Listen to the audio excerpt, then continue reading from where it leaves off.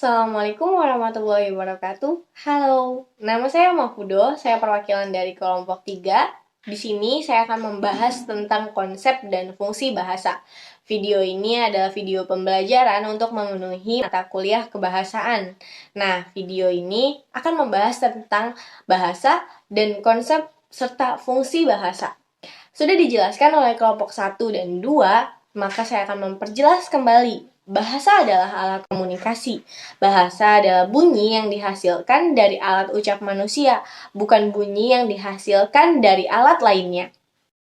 Nah, bahasa adalah alat komunikasi yang terorganisasi dalam bentuk satuan-satuan seperti kata, kelompok kata, klausa, dan kalimat yang diucapkan baik secara lisan maupun tulis.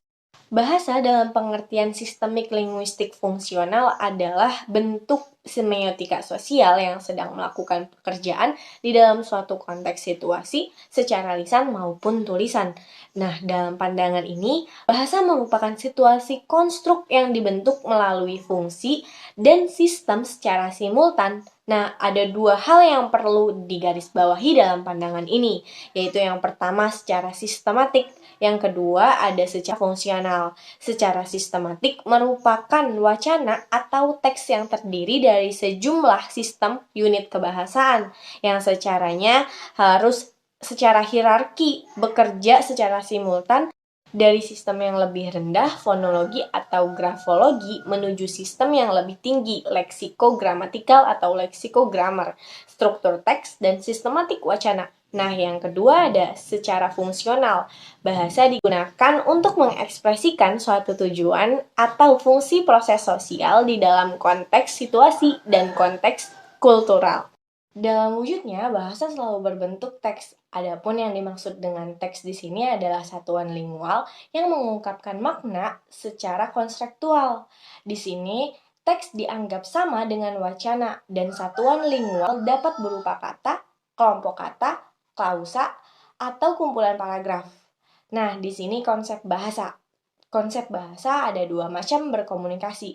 Pertama yang kita kenal secara verbal, yang kedua adalah secara non-verbal. Nah, kita tahu pastinya secara verbal itu seperti apa. Nah, komunikasi secara verbal itu dilakukan dengan menggunakan alat atau media komunikasi bahasa, yaitu tulisan atau lisan. Nah, non-verbal ini dilakukan menggunakan media selain bahasa, yaitu simbol, syarat, kode, atau bunyi-bunyian. Nah, seperti yang sudah saya jelaskan sebelumnya, kemudian ada konsepsi bahasa, yang berarti konsepsi bahasa tersebut menunjukkan bahwa sistem lambang bunyi ujaran dan lambang tulisan digunakan untuk berkomunikasi dalam masyarakat dan lingkungan akademik. Bahasa yang baik dikembangkan oleh pemakaiannya berdasarkan kaidah-kaidah yang tertata dalam sistem. Nah, selanjutnya ada fungsi bahasa. Seperti yang sudah kita ketahui bahwa bahasa itu berfungsi sebagai alat komunikasi. Selain itu, fungsi bahasa secara umum pada dasarnya adalah sudah menyatu dengan kehidupan manusia. Nah, aktivitas manusia sebagai anggota masyarakat, sebagai makhluk yang sosial, sangat bergantung pada penggunaan bahasa dalam masyarakat setempat. Fungsi bahasa dalam masyarakat memiliki fungsi yang berbagai jenis. Fungsinya itu sebagai berikut.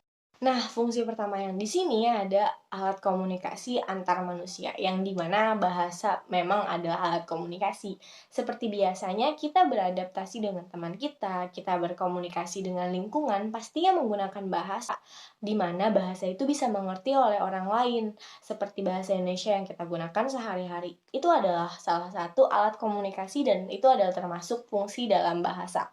Yang kedua adalah alat untuk bekerja sama antar sesama manusia. Pastinya bahasa adalah salah satu alat untuk kita bekerja sama, seperti menolong, kemudian meminta tolong, kemudian saling bergantung satu sama lain, melainkan dengan bahasa itu sendiri. Kita nggak bisa untuk bekerja sama tanpa adanya bahasa. Nah, yang ketiga yaitu alat mengidentifikasi diri. Di sini fungsi bahasa yaitu sebagai alat mengidentifikasi diri, yang dimana kita pasti menggunakan bahasa untuk mengenali diri kita sendiri, kemudian memperkenalkan diri kita sendiri kepada orang lain.